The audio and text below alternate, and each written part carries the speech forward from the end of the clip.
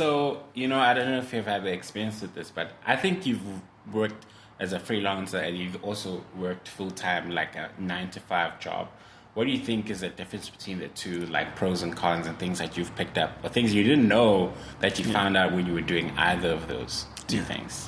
Yeah, so in terms of my experience, I've been lucky enough that I've worked full-time on 2 occasions. I also used to lecture film theory, so that was also full-time. And in between those, I've freelanced. And what I've experienced in terms of the pros and cons is that with a salary, you have a certain amount of stability every month. You know what's coming in. And I think that most of the time, if you're on contract, then your work is consistent. And that allows you to drill down into one kind of work. So, for example, if you're editing TV shows, if you're editing promos, if you're editing commercials, you're going to be on contract doing the same type of work, which allows you to get better and better at that specific kind of work. And then the downside of that is that you don't get breadth, right? You're not learning different kinds of work at the same time. You're learning that one kind of work. And so the other downside is that you're constantly working in the same space with the same people. So you're not building your network as quickly. You're not meeting as many different people as you would while you're freelancing when you're on contract. The financial stability of working on contract is very good for setting up your life, right? Doing basics like starting savings accounts, getting an apartment, things like that. I have a friend who's been on a permanent job for just over a year and was able to buy a car and a house because you're able to apply for credit. You're able to have, monthly bills and cover them consistently from the beginning. You can have that as a freelancer, but not necessarily from the beginning. And then the upside with freelancing is that your profitability is not set.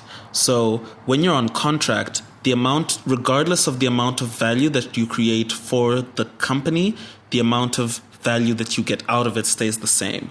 And that means that you have to be internally motivated to keep working more, right? But freelancing also requires you to be internally motivated because your income is only going to increase based on the amount of work that you create for yourself.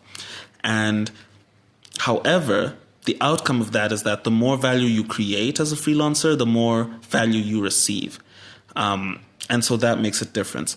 There's a lot of variability in terms of work when you're freelancing. So you can go through times that are quiet, especially in 2020 during COVID. I think just about everyone experienced a big downturn in terms of work because of lockdowns.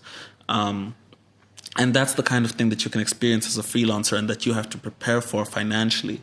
The upside of freelancing is that, or one of the upsides, like I mentioned, is that you're going to develop a network of people quite quickly. You're going to work with different people every week, every day, and you get to know those people. And if you can make an impression, then those people will be work contacts that will bear fruit later on. Sometimes it takes time for them to bear fruit, but they can. Other times they're just friends, and that's also a good thing because, mental health is benefited by having friends. And with freelancing, you're also less likely, especially when you're starting out, you're going to struggle to specialize, which seems like a bad thing, but is a good thing in disguise because you're going to work on different kinds of projects. And like I was saying earlier, I've shot everything and I've edited everything. I've edited documentaries, I've edited TV, I've edited commercials, I've edited funerals, I've edited, news inserts, and I've also shot so many different things. All of those categories, again, I've also had the opportunity to shoot. I've had the opportunity to shoot sports. I've had the opportunity to shoot, underwater stuff and, music videos. So many different kinds of content, whereas you have someone who's on contract and they're maybe only shooting music videos, maybe only editing music videos. And the upside of that is, and you have to hold this in your head to maximize the benefit from it, is that you can cross-pollinate your knowledge, right, to make you able to have innovative solutions to problems. right? So for example, if I'm struggling with something on a commercial, if I'm struggling on a commercial and I suddenly need to go handheld, need to go run and gun, because I've worked on independent films, because I've worked on documentaries, I know how to get that right. I know where to set my limits. If I'm doing a documentary and I need, or a corporate interview, right, and I need to elevate the look and feel a little bit, because I've worked in commercials and film, I know how to jazz it up a little bit and make it look a little bit more interesting. And so that's a really good thing about freelancing. Your schedule is going to be very unpredictable if you're freelancing. So you can get called for a job today and go tomorrow. Yesterday, I had to be in Pretoria at 5 a.m. I got phoned at about 7 p.m. and I was told, hey, we need you in Pretoria tomorrow at 5 a.m. I said, okay, what do you need? They said, we need shoot, we need edit. I said, okay, I can shoot, I can edit. Here's the invoice. They paid the invoice, and then I was like, oh my gosh, they actually paid. I have to go now. I went, got the gear together, set up my camera for the next day, packed my bag, and I got to Pretoria at 5 a.m. And that's freelancing. Whereas when you're on salary, when I was on salary, dude, I used to leave the house at the same time every morning. I used to arrive at work every morning, get some McDonald's breakfast, and there's a lot of excitement in freelancing, but there's also a lot of pleasure in that routine, I think that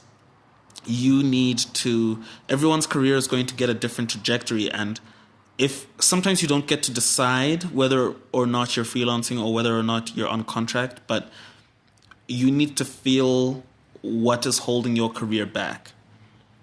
If you're struggling to find opportunities to practice and your skill level is not comparing to the people who are at the next step you'd like to take or who are at the level that you're at, then working a contract job might be really good for you because you're going to get a lot of practice.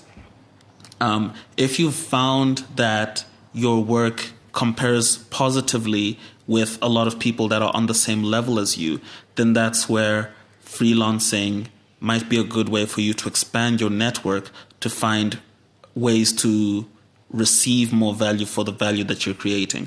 In other words, you're saying to yourself, I'm creating more value than my competitors, right? But my client base does not know about me.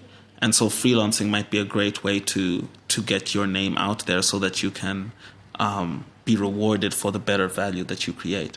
And it's like that ebbs and flows throughout your career as you cross different levels, as you enter new kinds of media, and that's something that you do. While I'm here, can I just say that each thing is a different thing.